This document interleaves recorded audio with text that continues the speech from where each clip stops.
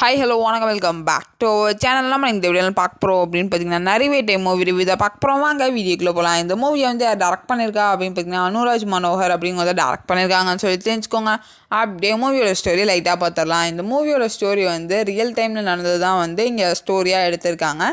2003 கேரளாவில் வயநாட்டில் நடந்த ப்ராப்ளம் தான் வந்து மூவியாக எடுத்திருக்காங்க. ஸோ ஸ்டோரியை லைட்டாக பார்த்துடலாம். ஸ்டோரி என்ன அப்படின்னு பார்த்தீங்கன்னா, அந்த நாட்டு கவர்மெண்ட் வந்து இந்த மலைவாழ் மக்களுக்கு வந்து அவங்க இடத்தெல்லாம் எடுத்து நான் வீடு கட்டித்தரேன் அப்படிங்கிற மாதிரி ஒரு கான்ட்ராக்ட்லாம் போட்டு சைன் பண்ணி கொடுத்துருக்காங்க. பட் 1.5 years ஆனதுக்கப்புறமும் கூட எந்த ஒரு ஒர்க்குமே வந்து ஸ்டார்ட் ஆகலை.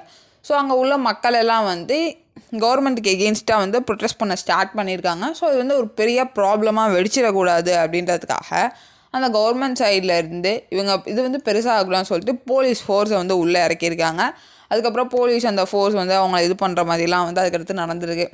ஸோ அதில் வந்து நம்ம கதையோட ஹீரோவும் போய் மாட்டிப்பார். ஸோ கடைசியில் வந்து என்ன ஆச்சு, அவங்களுக்கு வந்து கவர்மெண்ட் வந்து செஞ்சிச்சா இல்லையா, நம்ம கதையோட ஹீரோ எதுக்கு போய் மாட்டினார், என்ன ஏது அப்படின்னு சொல்லிட்டு நீங்கள் மூவியை பார்த்து தெரிஞ்சுக்கோங்க. மூவியை பற்றி சொல்லணும் அப்படின்னு பார்த்தீங்கன்னா, ஃபஸ்ட் ஹாஃப் வந்து நம்ம கதையோட ஹீரோவை பற்றி ஃபுல்லாக அந்த எலாபரேட் பண்ணி ஸ்டார்ட் பண்ணுறதுக்கே வந்து ஃபஸ்ட் ஹாஃப் வந்து ஓரளவுக்கு எடுத்துக்கிட்டாங்க. ஸோ அது கொஞ்சம் வளவல தொலைத்தலான்னு இருந்துச்சு.